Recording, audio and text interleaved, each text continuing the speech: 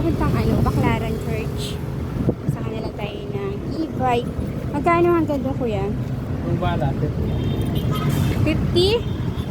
saan ba na yun? Simbahan lang po. Diba? Ayan, apo. Harap? Apo, pwede po. Nag-e-bike na lang po tayo. Sobrang init. Parang yun eh. Grabe init ngayon, kuya, di ba? O, di ba? Pagpupunta tayo ng Baclaran para di kayo mahirapan. Mag-e-bike po kayo. Magkano lang naman. At least po, hindi kayo masyadong mahagard kakalakad. Mas magandang mainit kaysa umulan. Ay, sinabi mo pa, kuya. Kasi patay ang negosyo natin kapag pag naulan. Umulan? Mas maganda yung mainit na lang at least nakakapagtinda-tinda tayo, di ba? Yan po. Dito po kayo sa Baclaran. Madami po dito mga paninda, mura. Makakapamili po kayo ng mga mura pang regalo sa Christmas. Yan. Ito na po tayo. Baclaran po yan. Baclaran. Mga pang regalo. Mura lang po yung mga yan. Pag gusto nyo po makatipid, kasi sa panahon po ngayon, kailangan practical. Basta po meron tayo magagamit na maayos. Okay po yan. Yung mga Ako nga dito ako namimili. Try na ang simbahan. Yan ang Baclaran po. Public market. Yan ang simbahan. Marami po tayo mag-pray. Diba? Ang ganda. Baclaran, malinis. Ay, malinis yata yun sa Baclaran Church. Dito na po tayo sa Baclaran Church. Bababa. Simba muna po tayo. Dating na tayo ng simbahan. 50 pesos lang binayad natin. Simba muna tayo. Kay ate ng Santa Rita. At nakaano siya. At nakatabi. Ito po tayo nagsisimba sa may Baclaran Church. Ito po kasi tayo, kumbaga po, kung saan po komportable yung isip mo tsaka puso mo. Yan po yung Catholic Church. Baclaran Church. Diba? Simba lang tayo. Magbabawas tayo ng kasalanan. Kailangan natin magbawas ng kasalanan. Diba? Kahit makasalanan po, wala naman pong harapatan yung ibang tao na maghusga. Kasi para-paras lang naman po tayong may ginagawang kamalian sa buhay. Diyos lang po pwedeng mag-judge sa atin. Kaya, tuloy lang po. Basta wala po kayo inaapakan ng ibang tao. Diretso lang.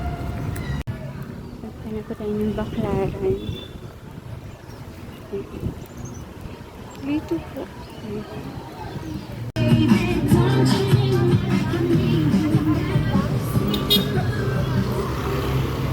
Dito tayo ng mga po.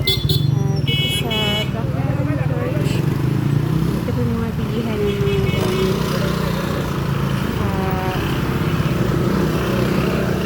Dito tayo ng pagkain pa sa mga anak natin. Ay, sorry po. Ayan. Ito po. Ayan. Meron na kasi tingin ano man. Meron na kasi dalawang mga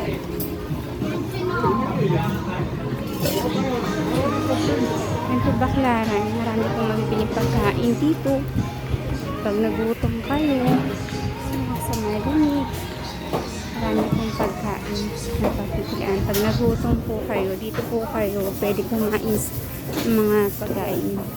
Saka mamili ng mga gamit sa bahay, mga damit. Dito po kayo pwede mamili. Ayan. Public market po, mga mura po, mga uniform, school uniform po.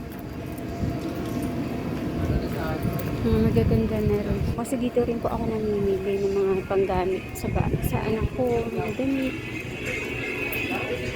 Yung iba close pa. Siguro mamayang gabi pa po yan magbubukas. Ito Punta na po kayo dito sa may Baclaran Church pag nagsimba po kayo. And mabibilahan na po kayo ng pagkain.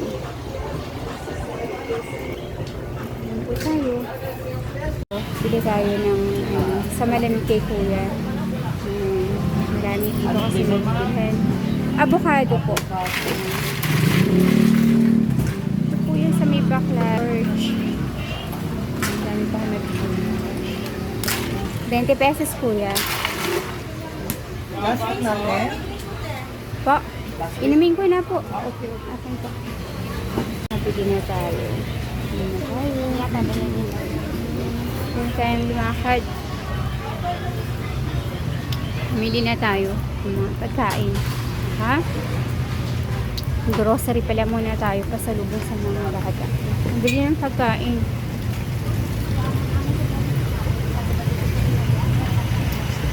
Ito po yan sa Baclaran.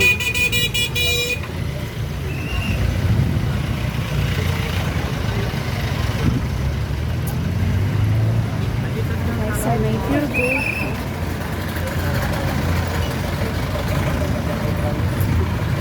Nabilihan ng mga focus. Mga damit. Mura po. Mura lang po dito mamili sa Baclaran. Baclaran Public Market. Malinis, diba? Pag kailangan nyo po ng mga pang regalo ngayong Christmas, dito po kayo mamili. Makakamura po kayo. At saka mga paninda, dito rin po kami namimili pang tinda. Yung mga wholesaler po kasi dito, mga kung gusto nyo pong pang tinda, meron po dito mga nabibila ng ganun.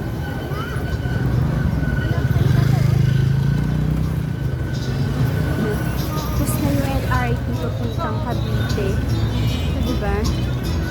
Kaya sa Pure Gold, namin tayo ng pagkain.